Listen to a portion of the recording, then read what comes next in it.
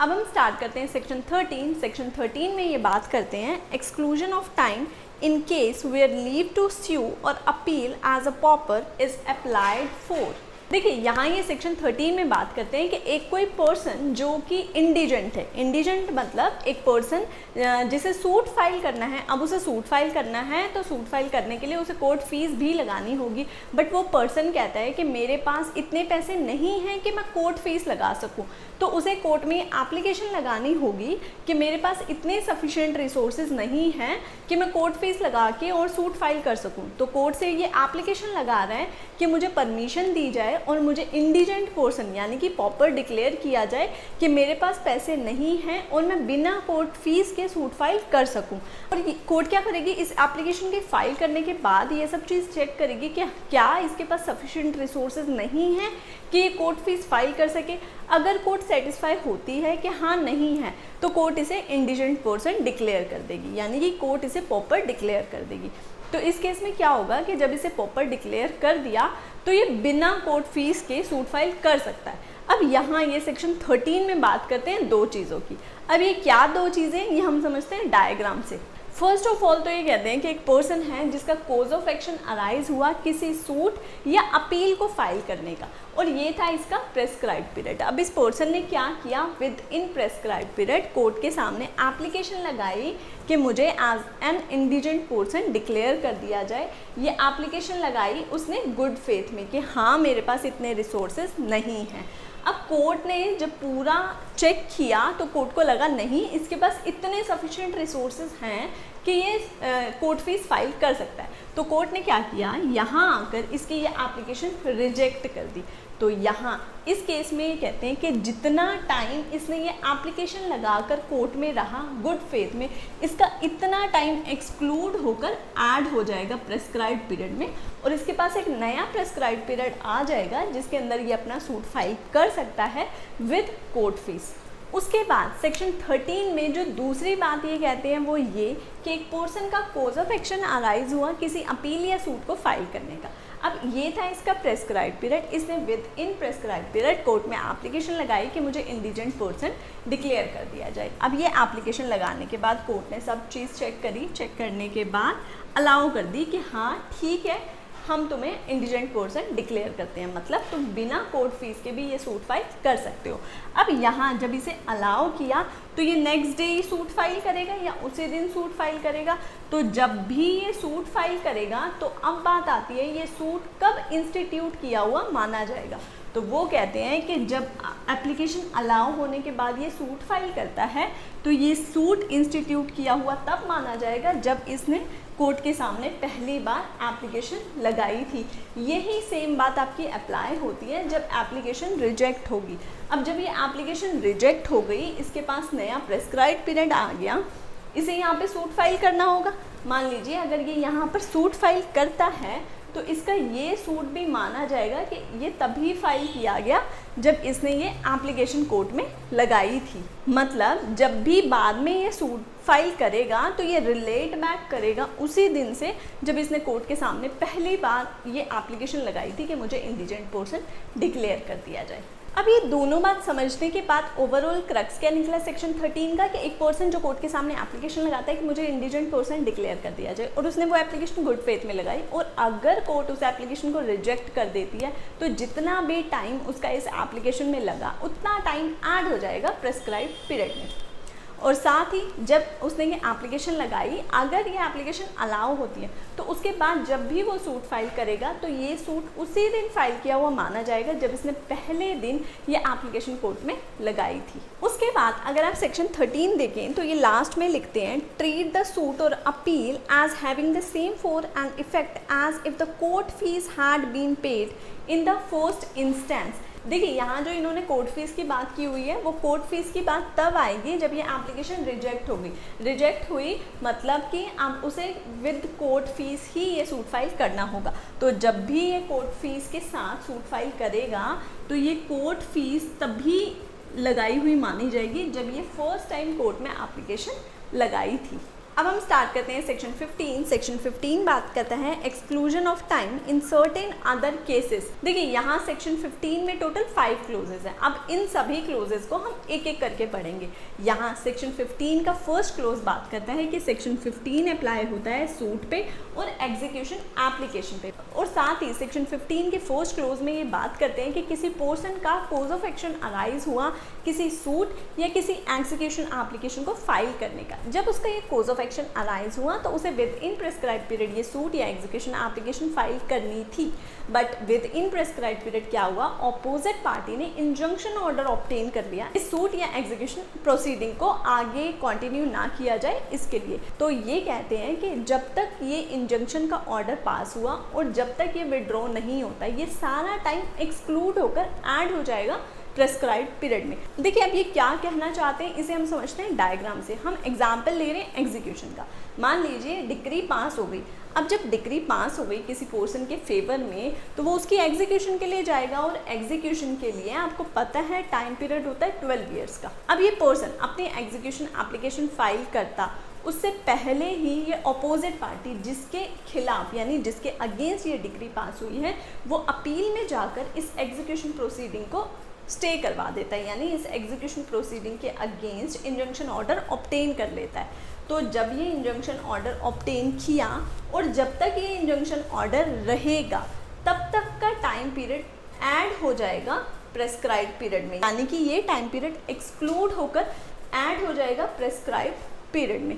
यही बात कहता है सेक्शन 15 का क्लोज 1। उसके बाद हम डिस्कस करते हैं सेक्शन 15 का क्लोज 2। देखिए यहाँ ये क्लोज 2 में बात करते हैं कि एक पर्सन का कोज ऑफ एक्शन अराइज हुआ किसी सूट को फाइल करने का, बट जो सूट उसने फाइल करना है उसके लिए उसे दूसरी पार्टी को नोटिस देना ज़रूरी होगा।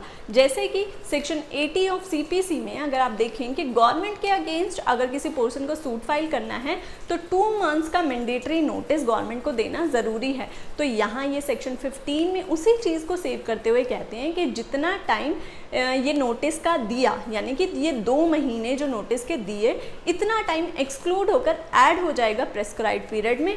और साथ ही ये लिखते हैं कि अगर किसी पर्सन का कोज ऑफ एक्शन अराइज हुआ किसी सूट को फाइल करने का और उसके लिए उसे कंसेंट या सेंक्शन लेना ज़रूरी है, तो जितना टाइम इस कंसेंट या सेंक्शन को ऑब्टेन करने में लगा उतना टाइम एक्सक्लूड होकर ऐड हो जाएगा प्रेस्क्राइब पीरियड में। अब यहाँ सेंक्शन लेना और कंसेंट लेने वाले केस आपके फॉल करेंगे सेक्शन 86 और 87 CPC में, जहाँ बात की गई है कि अगर किसी फॉरेनर या एम्बेसडर के अगेंस्ट अगर सूट फाइल करना है तो उसके लिए प्रीवियस सेंक्शन लेने की ज़रूरत है। तो जितना टाइम इस सेंक्शन को ऑब्टेन करने में लगेगा उतना टाइम एक्सक्लूड होकर ऐड हो जाएगा प्रेस्क्राइब पीरियड में। अब इसे हम समझते हैं डायग्राम से। देखिए ये क्या है कि मान लीजिए एक पर्सन का कोज ऑफ एक्शन अराइज हुआ गवर्नमेंट के अगेंस्ट सूट फाइल करने का, और ये था इसका प्रेस्क्राइब पीरियड। अब विद इन प्रेस्क्राइब पीरियड इसे गवर्नमेंट को नोटिस देना होगा। इसने यहाँ पे गवर्नमेंट को नोटिस दिया 2 मंथ्स का नोटिस।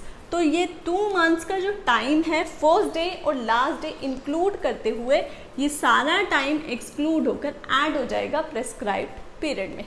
उसके बाद साथ ही यहाँ सेक्शन 15 के क्लोज 2 में ये बात की गई है कि किसी पर्सन का कोज ऑफ एक्शन अराइज हुआ किसी सूट को फाइल करने के लिए। मान लीजिए उसे जो सूट फाइल करना है किसी फॉरेनर या एम्बेसडर के अगेंस्ट फाइल करना है, तो सेक्शन 86, 87 ऑफ CPC के अकॉर्डिंग उसको कंसेंट ऑब्टेन करनी होगी। तो उसने क्या किया है, एप्लीकेशन लगाई कंसेंट को ऑब्टेन करने के लिए। यहाँ उसने एप्लीकेशन लगाई और मान लीजिए यहाँ जाके उसे कंसेंट मिली। तो ये जितना टाइम है जिस दिन कंसेंट लगाई और जिस दिन कंसेंट मिली, इन दोनों दिन को इंक्लूड करते हुए ये सारा टाइम आपका ऐड हो जाएगा प्रेस्क्राइब्ड पीरियड में। उसके बाद सेक्शन 15 के क्लोज 2 में ही ये एक्सप्लेनेशन ऐड करते हैं। एक्सप्लेनेशन में ये इस बात को क्लियर करते हैं कि यहाँ जो टाइम हम नोटिस का एक्सक्लूड कर रहे हैं और जो टाइम हम कंसेंट या सेंक्शन का एक्सक्लूड कर रहे हैं, इस टाइम में फर्स्ट डे और लास्ट डे इंक्लूड होंगे। देखिए अब हम डिस्कस करते हैं सेक्शन 15 का क्लोज 3। देखिए यहाँ क्लोज 3 में बात करते हैं कि एक पर्सन का कोज ऑफ एक्शन अराइज हुआ किसी सूट या एग्जीक्यूशन एप्लीकेशन को फाइल करने का। और जो इसको ये सूट या एग्जीक्यूशन एप्लीकेशन फाइल करनी है, मान लीजिए इसके लिए कोई रिसीवर अपॉइंट हुआ हो, इंटरिम रिसीवर अपॉइंट हुआ हो, अगर कंपनी के वाइंडिंग अप का केस है तो लिक्विडेटर अपॉइंट हुआ हो या प्रोविजनल लिक्विडेटर अपॉइंट हुआ हो। ध्यान रहे, लिक्विडेटर तभी अपॉइंट होता है जब कंपनी वाइंड अप होती है। तो जब किसी पर्सन का कोर्स ऑफ एक्शन अराइज हुआ और ये लोग अपॉइंट हुए, तो जब इन लोगों की अपॉइंटमेंट हुई वहाँ से लेकर विद इन 3 मंथ्स तक, मैक्सिमम इनको 3 मंथ्स मिलते हैं अपना काम करने के लिए, तो 3 मंथ का जो ये टाइम है एक्सक्लूड होकर ऐड हो जाएगा प्रेस्क्राइब्ड पीरियड में। कैसे, इसे हम समझते हैं एक एग्जाम्पल से। मान लीजिए एक कंपनी का किसी दूसरी कंपनी के अगेंस्ट कोई क्लेम है, जिस कंपनी के अगेंस्ट क्लेम है उसका, वो कंपनी हो जाती है वाइंड अप। अब कंपनी वाइंड अप हो गई तो लिक्विडेटर अपॉइंट होगा। लिक्विडेटर अपॉइंट करने का पर्पस क्या है कि लिक्विडेटर ही वो पर्सन है जो ये चीज़ डील करेगा कि इस कंपनी का किन लोगों को पैसा देना है और किन लोगों से इस कंपनी को पैसा लेना है। अब ये लिक्विडेटर अपॉइंट हो गया, तो जब से ये लिक्विडेटर अपॉइंट हुआ उससे लेकर 3 महीने तक इसको ये टाइम मिलता है कि ये सारे ये लेन देन कर ले। तो ये 3 महीने का टाइम जो है एक्सक्लूड होकर ऐड हो जाएगा प्रेस्क्राइब्ड पीरियड में। इसे हम समझते हैं डायग्राम से। देखिए, मान लीजिए एक कंपनी का कोज ऑफ एक्शन अराइज हुआ दूसरी कंपनी के अगेंस्ट सूट फाइल करने का। अब जब ये कोज ऑफ एक्शन अराइज हुआ उसके बाद यहाँ ये कंपनी हो गई वाइंड अप। अब कंपनी वाइंड अप हुई तो उसके बाद लिक्विडेटर अपॉइंट हुआ। यहाँ पे लिक्विडेटर अपॉइंट होने के बाद ये हुए 3 महीने। तो ये जो 3 महीने हैं ये टाइम एक्सक्लूड होकर ऐड हो जाएगा प्रेस्क्राइब्ड पीरियड में। अब हम स्टार्ट करते हैं सेक्शन 15 का क्लोज 4। देखिए यहाँ सेक्शन 15 के क्लोज 4 को समझने से पहले, यानी सेक्शन 15 के क्लोज 4 को डायरेक्ट से समझने से पहले इसे हम समझते हैं कि एग्जाम्पल से। एग्जाम्पल क्या है कि ए ने सूट फाइल किया बी के अगेंस्ट किसी सूट प्रॉपर्टी को लेकर। अब जब ए ने ये बी के अगेंस्ट सूट फाइल किया तो ये सूट जो है ए के फेवर में डिक्री हो गया, मतलब ए को डिक्री मिल गई इस सूट की कि हाँ ए के फेवर में ये डिसाइड हुआ। अब ए क्या किया, ए ने एग्जीक्यूशन में गया। अब जब डिक्री ऑब्टेन हुई है तो डिक्री को एग्जीक्यूट कराने के लिए एग्जीक्यूशन में जाना होगा। तो ए गया एग्जीक्यूशन में और उसने क्या किया, एग्जीक्यूशन में इस प्रॉपर्टी को सेल कर दिया सी को, यानी सी हुआ परचेजर जिसने एग्जीक्यूशन में जो प्रॉपर्टी सेल हुई है वहाँ से परचेज करिए। अब ये जो प्रॉपर्टी है ये बी के पोजेशन में। अब ये सी परचेजर है, ये बी के पास जाता है कि भाई मैं ये प्रॉपर्टी अब परचेज कर चुका हूँ, मुझे इस प्रॉपर्टी का पोजेशन दे दिया जाए। बट बी कहता है मैं कोई पोजेशन नहीं दूंगा, मैं तो अपील में जाऊँगा या मैं एप्लीकेशन फाइल करूँगा इस डिक्री की एग्जीक्यूशन को सेटिसाइड कराने के लिए। अब ये बी के पास जाता है, बी कहता है भाई मैं तुझे नहीं पोजेशन दूंगा, मैं तो सेटिंग असाइड कराने के लिए जाऊँगा इस एग्जीक्यूशन को, चाहे मैं अपील फाइल करूं या मैं एप्लीकेशन फाइल करूं कि ये जो सेल तुझे करी है ना एग्जीक्यूशन में इसको मुझे सेटिसाइड कराना है। अब ये सी जो पर्सन है इसे सूट फाइल करने का इसका कोज ऑफ एक्शन अराइज हुआ क्योंकि इसने पैसे देकर वो प्रॉपर्टी ऑब्टेन करी है और अब ये बी जो पोजेशन में है ये उसको पोजेशन नहीं दे रहा है। तो यहाँ सी के पास कोज ऑफ एक्शन अराइज होता है क्योंकि वो परचेजर है कि वो सूट फॉर पोजेशन फाइल करे बी के अगेंस्ट। अब उसका ये कोज ऑफ एक्शन अराइज हो गया, ये उसका प्रेस्क्राइब्ड पीरियड है। Within prescribed period B क्या करता है, इस सेल को सेटिसाइड कराने के लिए एप्लीकेशन या अपील फाइल करता है। ये एप्लीकेशन या अपील यहाँ डिसाइड होती है बी के अगेंस्ट। तो ये जितना टाइम बी ने अपनी इस सेल को सेटिसाइड कराने में लगाया इतना टाइम एक्सक्लूड होकर ऐड हो जाएगा प्रेस्क्राइब्ड पीरियड में। यही बात कहता है सेक्शन 15 का क्लोज 4। इसे हम रीड करते हैं डायरेक्ट से। ये क्या कहते हैं, section 15 clause 4 in computing the period of limitation for a suit for possession by a purchaser. तो सूट कौन फाइल कर रहा है, सी, क्योंकि सी जो है परचेजर है। At a sale in execution of a decree, क्योंकि उसने वो प्रॉपर्टी सेल में ऑब्टेन करी है, पैसे पे करके। कब कहाँ ऑब्टेन करी है, जब एग्जीक्यूशन में उस प्रॉपर्टी को सेल किया गया था। The time during which the proceeding to set aside the sale has been prosecuted shall be excluded। तो जब तक ये B कहता है कि मैं इस सेल को सेट असाइड कराने के लिए कोर्ट में जा रहा हूँ, तो उतना टाइम एक्सक्लूड होकर ऐड हो जाएगा प्रेस्क्राइब पीरियड में। उसके बाद हम डिस्कस करते हैं सेक्शन 15 का फिफ्थ और लास्ट क्लोज। देखिए यहाँ इस क्लोज में क्या बात करते हैं कि एक पर्सन का कोज ऑफ एक्शन अराइज हुआ किसी सूट को फाइल करने का, जिस पर्सन के अगेंस्ट ये सूट फाइल करना है वो इंटेंशनली इंडिया से बाहर चला जाता है, ताकि इस पर्सन का जो कोज ऑफ एक्शन अराइज हो चुका है वो टाइम पीरियड निकल जाए और मैं वापस तभी आऊँगा जब ये प्रेस्क्राइब पीरियड ओवर हो जाएगा। तो इसी चीज़ को सेव करने के लिए कहते हैं कि ये डिफेंडेंट इंटेंशनली जब भी इंडिया से बाहर गया और जिस दिन ये रिटर्न होगा इतना टाइम पीरियड एक्सक्लूड होकर ऐड हो जाएगा प्रेस्क्राइब पीरियड में।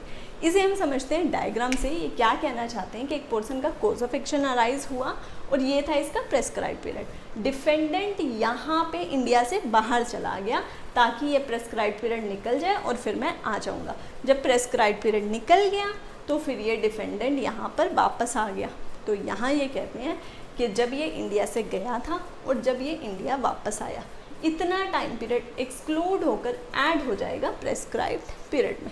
आई होप आपको सेक्शन 13 और सेक्शन 15 का कॉन्सेप्ट बहुत अच्छे से क्लियर हो गया होगा। मिलते हैं नेक्स्ट वीडियो में।